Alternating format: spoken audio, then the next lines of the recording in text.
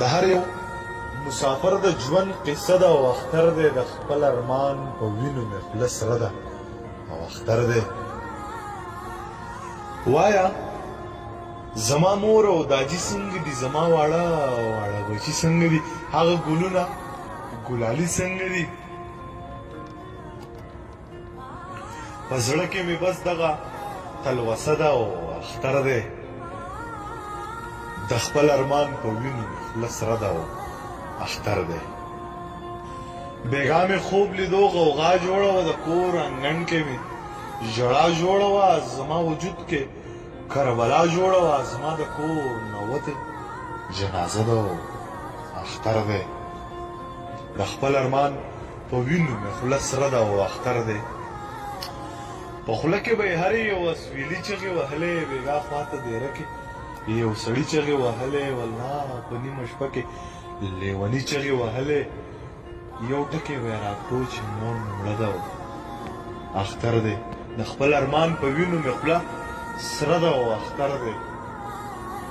په زړه مې د غمونو څه مشر وشي مور جانې، منځونه چې هم دلته د سحر وشي مور جانې، قسم دی که اعلان د یو اختر وشي مور جانې، راغلی یم ژړا ده او دیره ده اختر دی د خپل ارمان په وینو مې خوله سره ده او اختر دی د هر یو مسافر د ژوند قصه ده او اختر دی.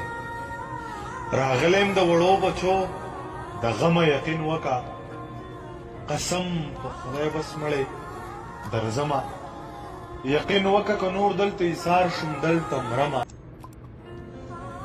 د هر یو مسافر د ژوند قصه ده او اختر دی د خپل ارمان په وینو مې خوله سره ده او اختر دی. وایا زما مور او داجی څنګه دي، زما واړه بچي څنګه دي، هغه ګلونه ګلالي څنګه دي. په زړه کې مې بس دغه تلوسه ده او اختر دی د خپل ارمان په وینو مې خوله سره ده او اختر دی. بېګا مې خوب لیدو غوغا جوړه وه د کور انګڼ کې مې ژړا جوړه وه زما وجود کې کربلا جوړه وه زما د کور نوتې جنازه ده او اختر دی د خپل ارمان په وینو مې خوله سره ده او اختر دی. په خوله کې به یې هرې یو اسویلي چغې وهلې، بېګا خواته دیره کې یو سړي چغې وهلې، والله په نیمه شپه کې لیوني چغې وهلې. یو ټکی به یې راکړو چې مور مې مړه ده او اختر دی د خپل ارمان په وینو مې خوله سره ده او اختر دی.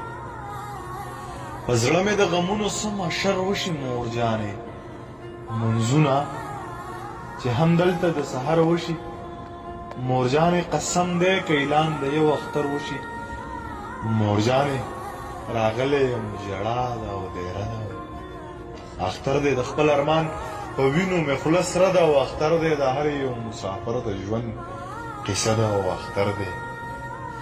راغلی یم د وړو بچو د غمه یقین وکه، قسم په خدای بس مړی درځمه، یقین وکه که نور دلته ایثار شم دلته مرمه، یقین وکه چې منځونه د سحر هلته کې وشي د جومات په هغه ور کې زړه مضبوط کړئ. دا منم چې په پردي وطن کې ګران دی، مسافر او په اختر کې زړه مضبوط کړئ.